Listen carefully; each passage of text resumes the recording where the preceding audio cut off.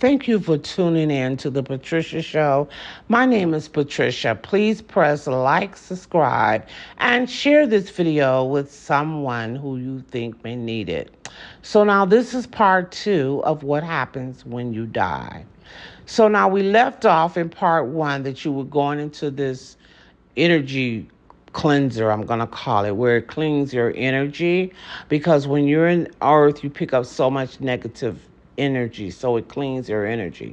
So then after you do that, now, so if you need to rest because you were addicted to some drug or just tired or addicted to alcohol, whatever it is, you can rest if you like to. um and then, okay, so if you don't need to rest, you can just take it easy or whatever you do. Now, a lot of the souls were saying that in between their lives, they visited other planets.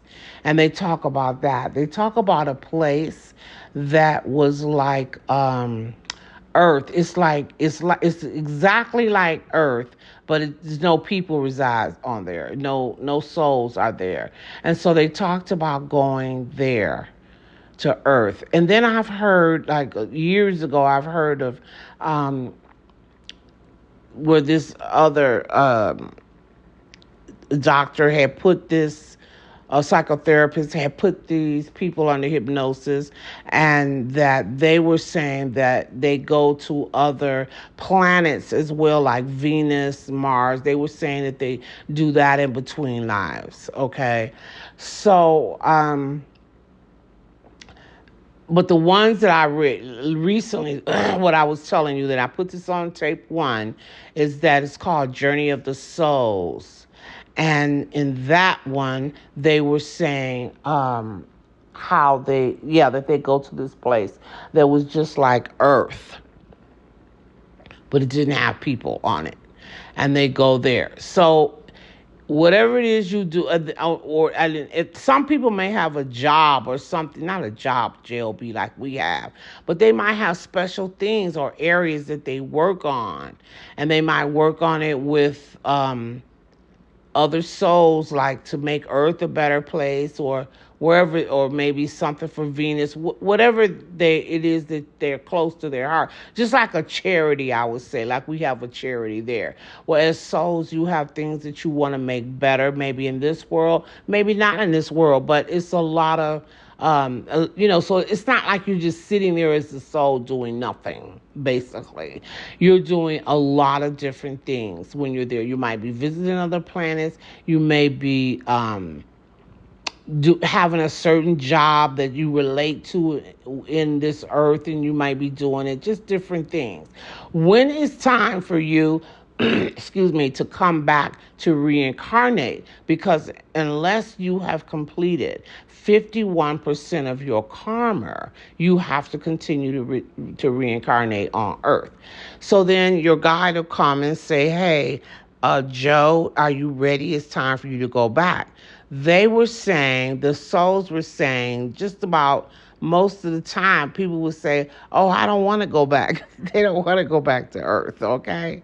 But they would tell them, okay, rest long enough or whatever. Your guides will tell you that you need to start preparing. So when you start going back, coming to Earth, you're reincarnating again, you have to pick your parents. You have to pick your siblings and things like that. So then you're going to get with other souls that maybe you have karmas with, maybe not, or maybe some that just be willing to help you. And they may agree to be your mother, father, sister, brother, like that, okay? And so they would reincarnate for you. Now, you would choose what karmas you want to work on. Now, if you've been to this earth, let's say, just hypothetically saying, let's say you've been to this earth 2,000 times. You cannot come back and work on all of the karmas that you had all of the 2,000 times you came here. So let's say you get ready to come back and you say, oh, I was a maiden or a dancer or something in Egypt. I want to come back and do my karmas from that life. Or I used to be a high priestess with witchcraft or something. And I want to come back and work with that life for the karmas that I did. So you would determine what karmas you need to work on, and then you will determine the souls that would come back, the ones who volunteer to come back with you to help you complete these karmas. And then obviously maybe your sister, let's say you and your sister you and your sister now, the one you have now, you had karmas with her. So when you're in the spirit world, you're like, oh, okay, so you could come back and be my sister to help me so I can complete my karma. So then that's how your sister and your mother and so father and so on and so forth. So that's how you would pick your relatives out. Now, let's say you say, I want to be a singer.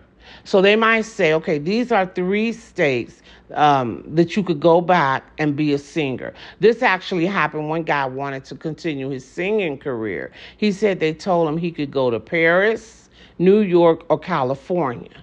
Those are the 3 choices he had to reincarnate, to work on his music. He decided to come back to New York. When the hypnotist asked him, why did you only get 3 choices?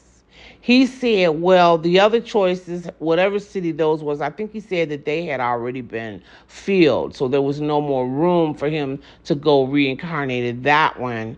Or he said, because I can't remember which one he said, or he said that these were the 3 locations that he needed to reincarnate in order to have a successful music career. I think that's what he said, in order to have a successful music career. So he chose to come back in New York.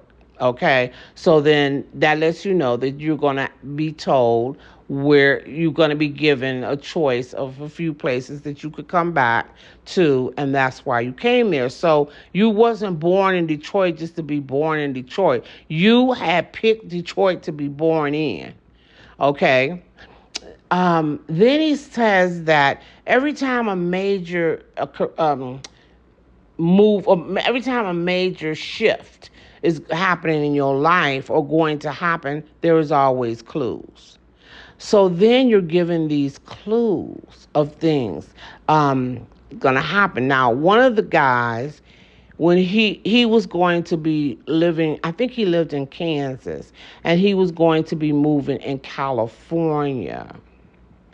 And one of his clues was going to be when he was a young boy in Kansas, this lady would ride past him on a bicycle, one of his neighbors, and she would have some type of brooch on. And the brooch that she had on her neck, when he saw that brooch, that lets him know that's a clue that something's fixing to change major in his life, okay? He was supposed to marry this lady in California, but he ended up in Kansas, and he was going with his high school sweetheart, and they were about to be married. He didn't want to move to New York, but then his sister spoke up and told him, oh no, you should move to California with the family. And whatever it was she said made him, I guess, remember that he was supposed to go to California, and he ended up not marrying the lady in Kansas, moving to California. So then they said, what were the clues that when you met the lady? How did you know it was her? He knew that she would be wearing a special type of cologne, that when they meet, they were going to dance, and he was going to step all over her feet. And he had big feet or something. He was going to step on her feet. Well, when the hypnotist took him back to that, what happened in that life, that was exactly what happened. And that was his clues. So now when he was talking to the hypnotist, he kept really getting upset under hypnosis, because he said that once you've got all your clues, and then just before you're reincarnated, you're fixing to come back in the spirit world, they go over your clues so that the clues are somewhere, you're not going to be consciously aware that, oh, there's clues. But on an unconscious level, you'll know these clues, okay? So now the hypnotist says, yeah, he really could believe that because he had saw his wife in a magazine. She was a model. Yet when he saw her, he knew he was going to marry her, and he did end up marrying her. So that was actually his clue when he saw her and knowing, in the magazine. So anyway, we all have clues of something that's happening in our life. We don't even know that we have the clues, but we do have the clues. All right. So then you're picking out your body. One of the men was saying that he had picked a body in his other life. His body was weak and frail, and it didn't hold up very well. He had a lot of illnesses or whatever, but he wanted to pick a very healthy body for the next life. And so he picked a body that was, more healthier and more, was able to just a better healthy body. So you're going to pick your body. So if your body giving out on you or whatever, remember, you pick this body. You pick this body. And so those are the some of the things I really tell you that you should really go and listen to this audio called Journey of the Soul. Like I said, you could download it on YouTube, and it comes in two. If you download it on YouTube, it has part 1 and part 2. Part 1 is like 4 hours, and part 2 is like 6 hours. So, and if you go on and get it from Audible, I know Audible have it because I have it from Audible. Then it's just one audio, but it's like 13, 14 hours. So it's very fascinating. It has all this stuff in there, I'm telling you. So when you're finished with everything, you go back in front of the karma board. Because you've already discussed what karmas you need to do, who's going to incarnate with you to help you with these karmas, the body you're going to pick, and your clues. So you're going all through this with the karma board. Now when you get ready to incarnate, this is one thing, and I have heard this before years ago when I was reading books about this. I have heard this before, so a lot of this, like I said before, was repetition to me. Fascinating, because I knew that, hey, this has to be true, because I remember years ago somebody else being put under hypnosis and came out with this information. So then they talk about when it's time to enter your body, when the mother is pregnant. The soul can come in and out of the mother body. It doesn't have to stay in the mother's body the whole time that she's carrying it.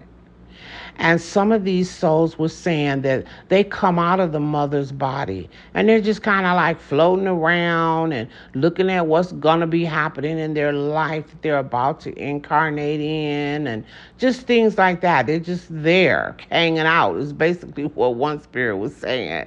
And so the doctor had asked, suppose something happens with the fetus and you're not in there. They said, oh no, we don't ever go that far out. We're connected with that fetus if something happens.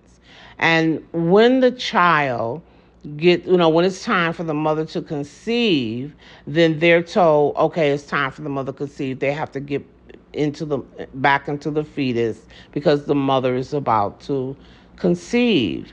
And when he said, well, what are you all doing out there? They said, we just hanging out, just goofing around the mother, okay?